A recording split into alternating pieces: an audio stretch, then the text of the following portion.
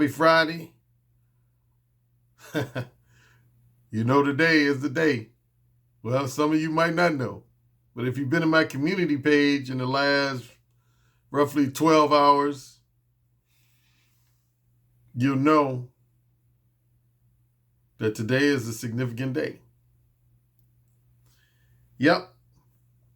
By the end of today, I will no longer be a confirmed bachelor. That's right. A lot of you all knew that already, but for those who didn't, yeah, today is the day. Later on this afternoon, I will be getting married to my fiance. Yep. I will be getting married. And I've already gotten a lot of congratulations because of it. But I'm sure my haters and critics will find a way to say something negative about it. But I don't care. I don't care. On this day, among many other days, but definitely this day, I can care less about my haters and critics and what they have to say about. But here is one thing I am going to bring up for the upteenth time, and it happened as recently as yesterday. There are a lot of people, it's mainly people who don't own any of my books and don't watch my videos. I can tell by their commentary they don't own any of my books. But you got some people who look at my decision to get married as some type of change. Like, you remember I did that video about evolving versus flip-flopping. And I had somebody yesterday, I was over at the young brother Bernard Riley's channel yet again. And he didn't have many people, but there was at least 2 or 3 people in his chat room that said, oh, Alan Roger Currie is flip-flopping. Before, he did nothing but promote casual sex, but now he's flip-flopping and promoting nothing but marriage. Both of those are wrong. Both of those are wrong. Number one, again, for the upteenth time, I've never promoted exclusively casual sex. Contrary to popular belief, I've never exclusively promoted short-term non-monogamous casual sex. That is probably one of the biggest misnomers of my whole Mo One approach, is that it's only beneficial for men who are pursuing short-term non-monogamous casual sex. Matter of fact, if you're a long-time follower of mine and you remember some of my early videos from 2017, there were a few videos I would bring up my older brother. His name is Steven. And one of the things I mentioned is that I said, even though my brother is one of my biggest supporters of my book, he was actually the one who encouraged me to write my very first book, Mo One. But interesting enough, even though he's arguably my biggest supporter, at times he's been one of my biggest critics too. He's been both a supporter and a critic. And one of the things me and my brother have always had disagreement with is the fact that he doesn't like the fact that, like, when I tell stories of verbal seduction and just basically like sexual conquest type stories, my brother hates that. Yeah, my older brother, he doesn't like that because of these people who think I just promote casual sex. That was one of his arguments. He was like, dude, like, I give you perfect example, my entire book, Who Said Again. Like, if there's one person who's not a fan of my book, Who Said Again, would be my brother. He wasn't a fan of that book because he said, dude, if you come out with that book, that's going to make it seem like Mo One is all about the pursuit of short-term non-monogamous casual sex. And he said, I think that's sending a wrong message. He said, to me, Mo One is beneficial for all relationships. And I've always said that. He said, I feel like Mo One is beneficial for all relationships. It's beneficial if your objective is a long-term, strictly monogamous relationship. It's beneficial if your objective is a long-term, non-monogamous relationship, such as a an open relationship or a polyamorous relationship, a short-term monogamous, otherwise known as serial monogamy, or short-term non-monogamous, otherwise known as casual sex. He's like, one benefits all relationships. But he said, when you tell these sexual conquest stories and a lot of your verbal seduction stories like you do in Who Said Again, for the average reader or the average listener, it's going to make them think Mo 1 is all about just trying to get as much pussy as possible. Matter of fact, I did a video about that a few weeks ago. Where I answered, that was probably the last time I talked about this. I did a video about Mo 1 is not about just becoming a prolific, highly promiscuous womanizer. The thing about it, if you own the book, you should know that. Because I say that, I want to say in chapter 1 of the book. I say that in chapter 1 of the book. In chapter 1 of the book, I say getting laid is not the number one objective of Mo 1, nor is it the sole and specific objective of Mo 1. I said the number one objective of Mo 1 is overcoming your fear of rejection. Number one, that's number one, is overcoming your fear of rejection. And number two, overcoming your fear of being criticized, insulted, or receiving negative reactions from people. Put another way, the number one objective of Mo 1 is to weed out all of the aspects of your behavior, and more specifically, your conversation style that are full of shit. That would be the simple, blunt objective of Mo 1, is to get rid of every aspect of your conversational style that could be categorized as full of shit. For example, if you have a lot of aspects of your conversational style with people in general, and particularly with women, that's dishonest, disingenuous, misleading and manipulative, inconsistent, contradictory, hypocritical, then that means you're full of shit. In real simple terms, that's what it means to be full of shit. Like, you ever hear people say, man, that person's full of shit. That person's full of shit. That's what it means to be full of shit. Anytime you regularly or semi-regularly exhibit a lot of behavior and your conversations with people tends to be representative of being dishonest, disingenuous / insincere, misleading and manipulative, or just very inconsistent, contradictory, and hypocritical, and if I add on one more thing, cowardly, like a verbal coward. That means you're a full of shit person, man. In real simple terms, that means you're just a full of shit person. Your words are not credible. And that's what first motivated me to be Mo 1. Again, it wasn't even a desire to get more pussy. That's not why I started being Mo 1. I was just tired of engaging in what I felt was a lot of bullshit conversations with women. Plain and simple. That's what was frustrating me more so. I wasn't frustrated about not being able to get laid when I started being Mo 1. I was frustrated about being full of shit. Like, the more specific area where I would say I was full of shit with women is that when I was in college, there was a lot of women I would meet that I knew deep down that the only reason I was talking to them was because I wanted to fuck them.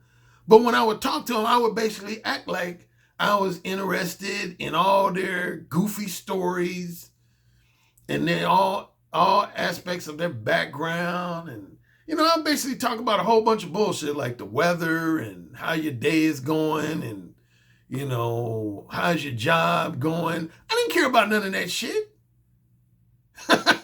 Most of the time with women, particularly women that I just looked at as fuck buddy material, I didn't care about none of that shit. But yet I would be talking about that shit. And the most obvious story I talk about in my book, Who Said Again, would be verbal seduction story number 1. For about the first 60 to 75 minutes of that triple date with that woman, I was talking to her about shit that I didn't even care about. 90% of the shit I was talking to her about, I didn't even care about. I didn't care about none of the shit I was talking about. All I really cared about was, are you going to give me some pussy or not? That's all I really cared about when it came down to the nitty gritty. Was, are you going to give me some pussy or not? And my attitude was, if no, then we really don't have anything to talk about. We really don't have anything to talk about. So anyway, back to my main point. In simple terms, me deciding to get married, some people see this, again, mainly people who don't know me real well and haven't really followed me, but they see this as some kind of sudden change. Like I was going one path and then all of a sudden I made a detour and made a far quick right or a far quick left. When the reality is, I've always ideally wanted to get married. Always. That's the real deal. And I tell you, the two groups of people who knew that is guys who've been following me since my blog talk radio days, which I have a few who still follow me here on YouTube. Guys who've been following me since my blog talk radio days, they've known I've always wanted to get married and have children. And most, if not all, of my longtime Patreon subscribers have always known. Because I used to say it in a lot of my Patreon live streams. I remember there's been at least 6 or 7 Patreon live streams I've had where I told my Patreon subscribers, I said, I've always wanted to be a father to at least one child, preferably 2 or more children, but at least one child before I die. And so that was number one. I always told guys, I said, I've always, from the time I was in my 20s, wanted to be a father. But along with that, though, I would always say I never wanted to have children out of wedlock. And I know that makes me sound a little bit judgmental towards people who were born to unmarried parents. And I don't intentionally want to sound judgmental, but me personally, just speaking solely for Alan Currie, I've never wanted kids out of wedlock, ever.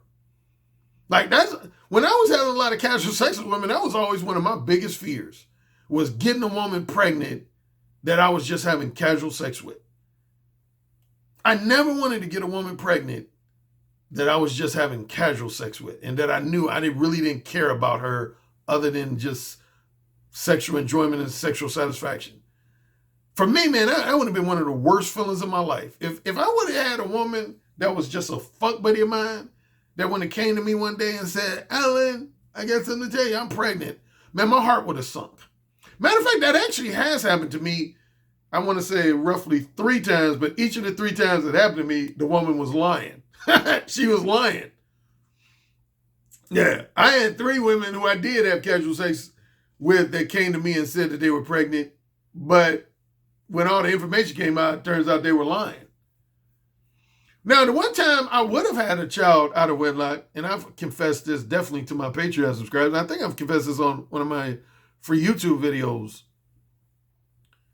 is when I was in college, my college girlfriend. I dated a woman in college just for under 3 years.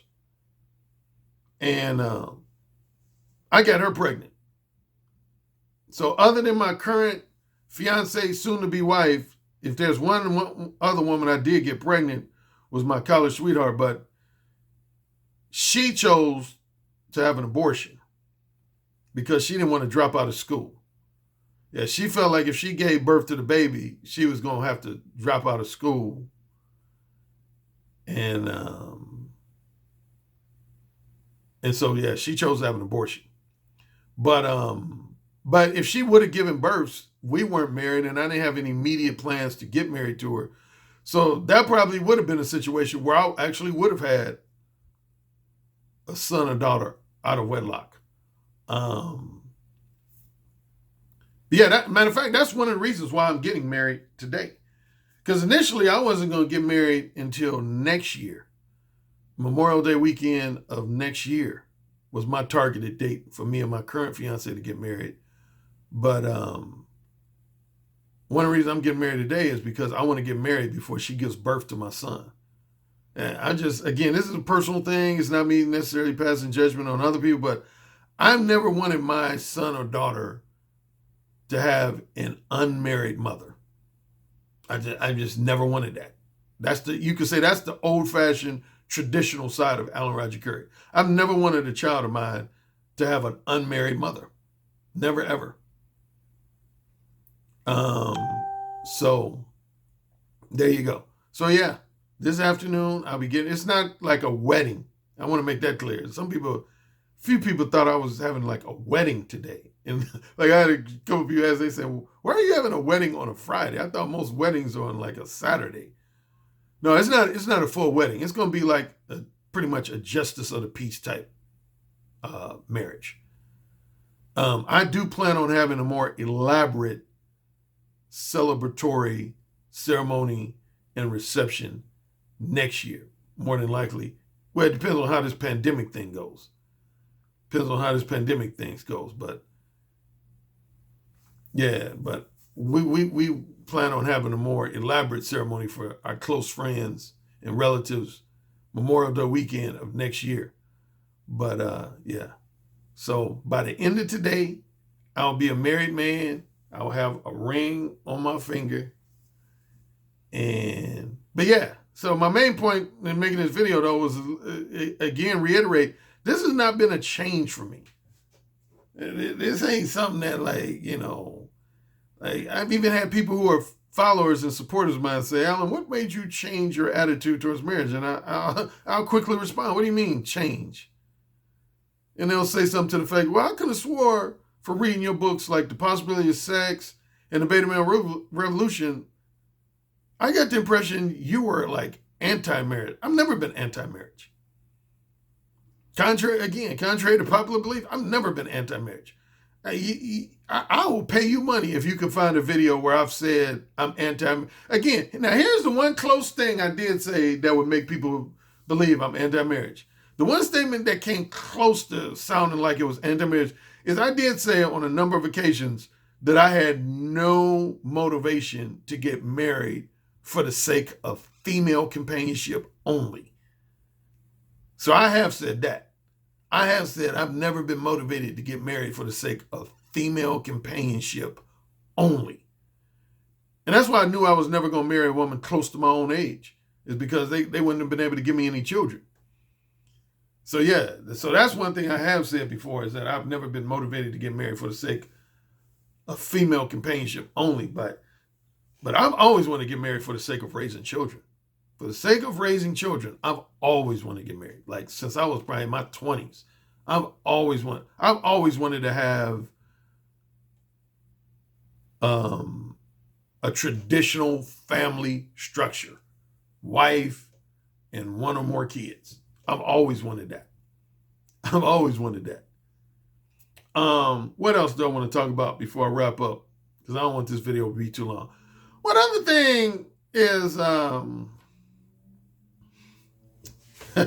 see, I gotta bring up your boy on my wedding day, but I think most of y'all know by now, I'm getting a lot of feedback, people asking me my opinion on, Alan, what do you think about Anthony Johnson having Alpha Male Strategies as one of his featured speakers at this year's 21 convention? What are your thoughts? Are you like ticked off about that? No, I wouldn't say I'm ticked off about that. I wouldn't say I'm ticked off about it. So a lot of people have asked me that, some variation of, are you angry about that or are you pissed off about it? No, I wouldn't say I'm pissed off about it. Now, I'll say this, it is mildly surprising. It's mildly surprising. And the reason why it's somewhat mildly surprising is because me and Anthony had a couple of lengthy conversations, private conversations, where I told him about my differences with Alpha Male Strategy. So Anthony knows about my differences with AMS. And more specifically, he knows about the fact that I feel like AMS ripped off a lot of my talking points from my books, The Possibility of Sex, and to a lesser extent, The Beta Male Revolution. Anthony knows that. I'll just say this, man. Whenever the video is released of his speaking presentation, I would be curious to listen to it. That's my main thing. I would be curious to listen to it.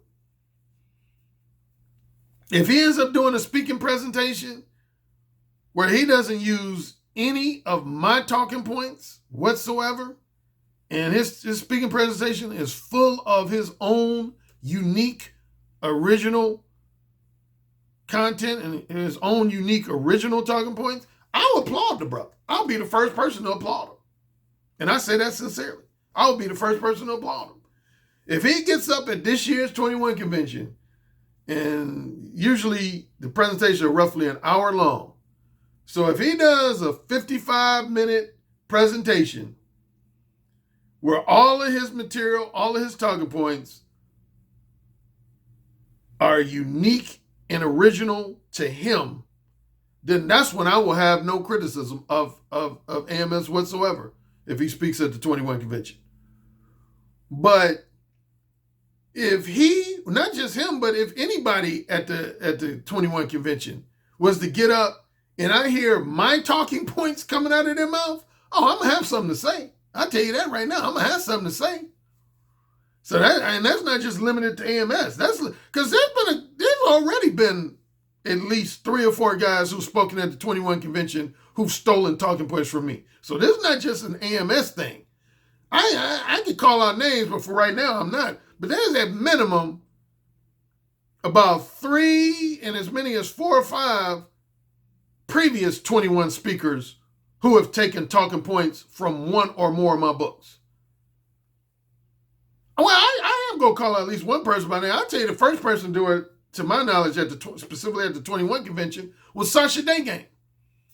Sasha Dengane.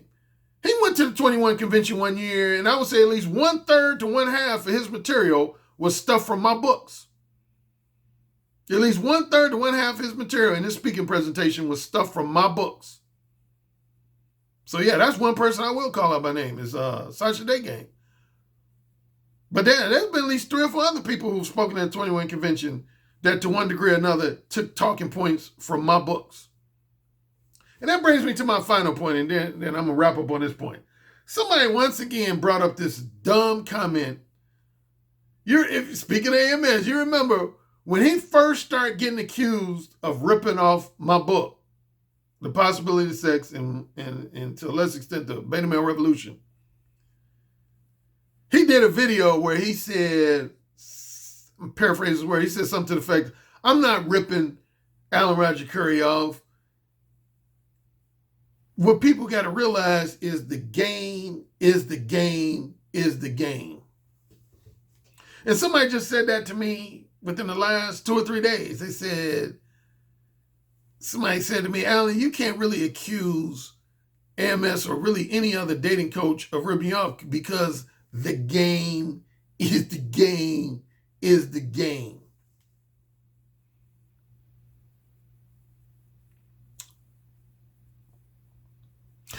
Insert dog face here.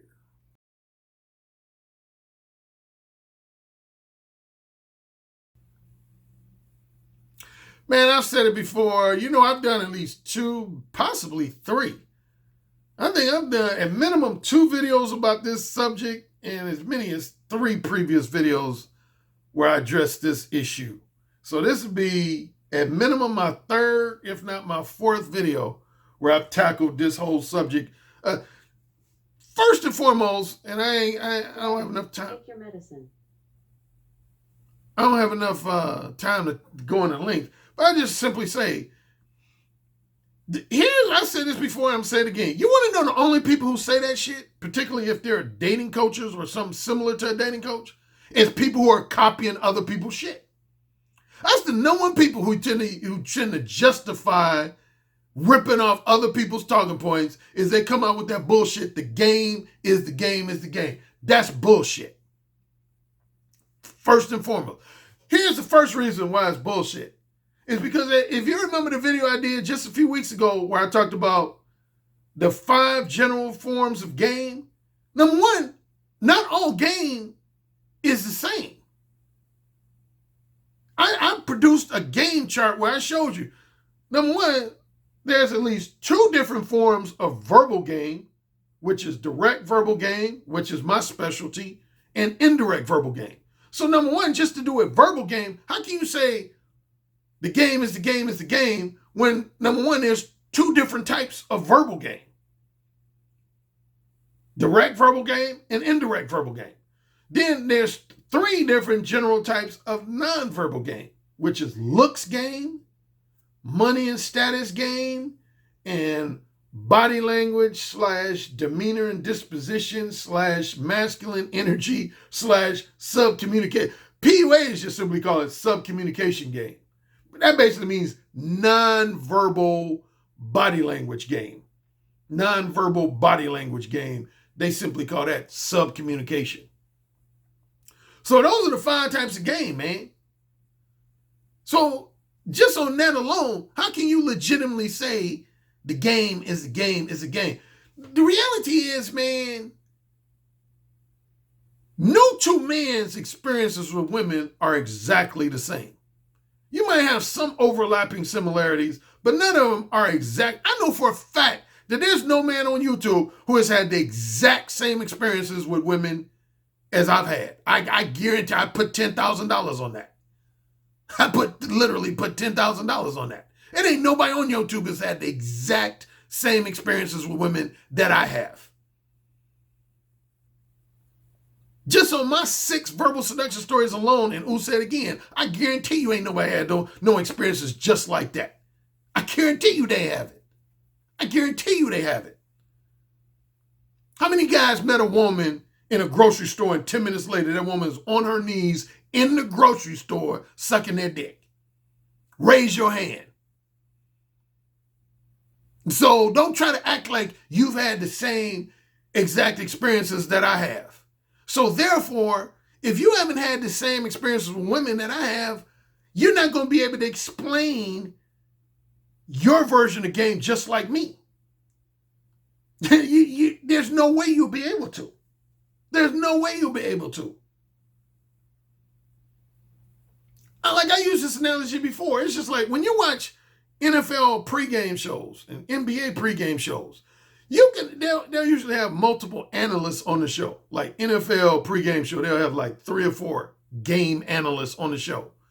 And let's say they'll say, okay, what are your thoughts on today's game between the Chicago Bears and the San Francisco 49ers? Those 4 analysts will all be talking about the same game, but guess what? Their analysis of the game will be totally different. Their analysis of the game will be totally different. They won't sound just alike. One analyst, when he analyzes the Bears versus 49ers, he's going to give one explanation of what he thinks is going to take place in that game. Then another analyst will say something totally different of what he thinks is going to take place in that game. Then the third analyst will say something totally different about what he thinks is going to transpire in that contest. They would never have multiple game analysts if they felt like they were going to say the exact same shit. And that's how I feel about dating advice. There's nobody out here who should be sounding just like me. There's nobody out here who should be sounding just like me. Let's take any topic. Let's say the topic was alpha males versus beta males. Let's say that was the topic of discussion. If you had 5 dating coaches on a panel discussing the subject of alpha males versus beta males, all of their analysis should sound totally different. If I give my analysis of alpha males versus beta males, nobody else on that panel should be sounding just like me. Nobody. And if they do sound just like me, that means they ripping off my shit. It's that simple. Nobody should sound, if somebody was talking, let's say the subject was same-day seductions, and you had a panelist of 5 dating coaches. No 2 of those 5 panelists should sound just alike because they haven't experienced the exact same things, interactions with women. So no other dating coach, if there was a panel of 5 dating coaches, that should sound just like me. And see, that's when I know somebody is still in my talking points, is when not only I feel like they sound just like me, but when the vast majority of my followers feel like that person sounds just like me. And there's a number of dating coaches that's happened with, where my father said, damn, I was listening to so-and-so talking. He sounds just like you, Alan. He sounds just like you. You know why that happens? Because that dating coach doesn't really have any experiences of their own. They basically trying to mooch off of my experiences with women.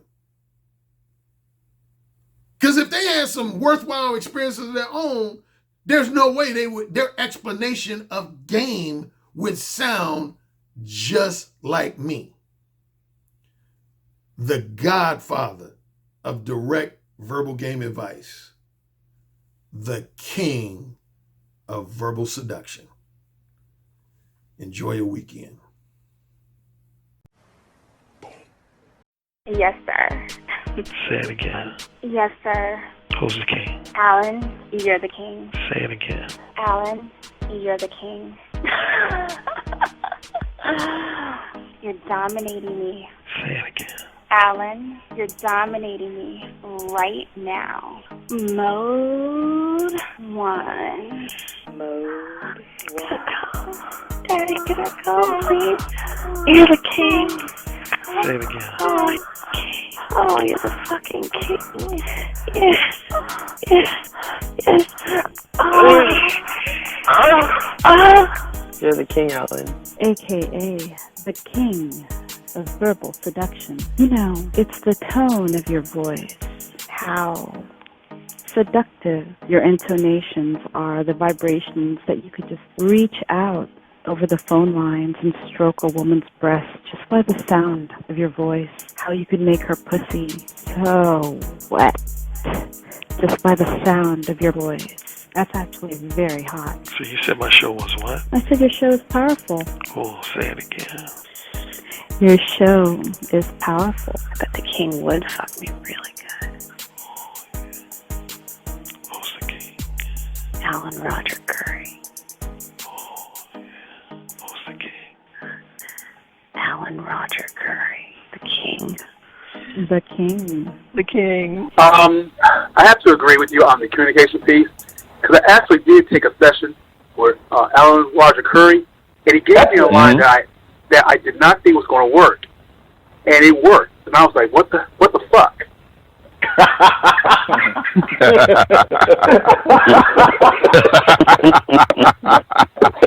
Oh my God! God, man, he's the master. He's the master of the verbal seduction. He got that communication piece down pat. It really worked. Yeah.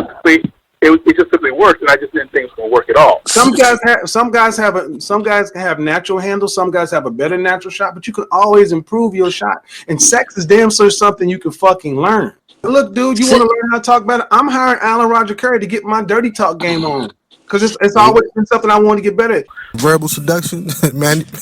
I'm like, clearly, this guy is the Michael Jordan of seduction. Like, come on now.